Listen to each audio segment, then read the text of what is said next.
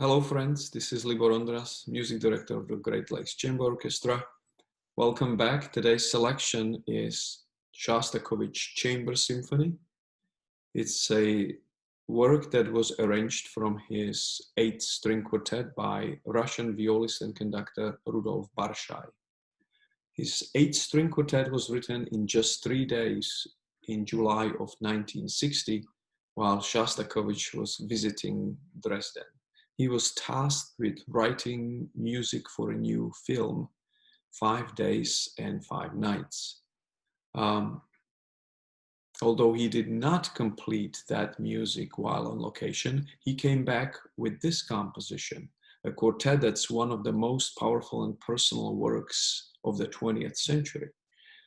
A score that disguises autobiographical elements behind its dark and troubled facade. It's written in 5 movements, all of them in minor mode. The first and last are in key of C minor, which traditionally from Purcell all the way to Brahms has been associated with a tragic key. And Shostakovich himself, through the dedication, identified with tragic content in remembrance of victims of fascism and war. The torment it voices is tragic. Human agony of all of those who have experienced loss, whether it is through fascism, war, or personal bereavement. An anguish of the quartet, according to Shostakovich and official media, reflected his thoughts on visiting the ruined city of Dresden. But this explanation did not long survive Shostakovich's death in 1975.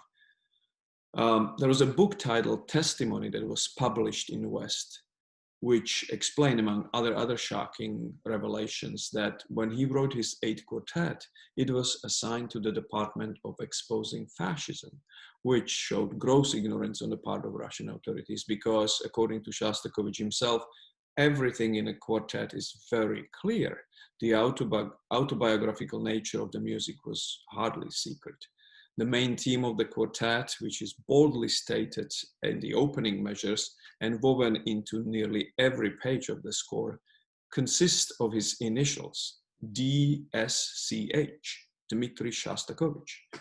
Along with that are quotations from his other works scattered throughout the whole quartet. Those include his first symphony, his breakaway composition written some 35 years earlier, his 5th symphony, his opera Lady Macbeth of Mstiensk, which famously invoked Stalin's fury in 1936, and his first cello concerto that he composed for Rostropovich just 1 year before this quartet.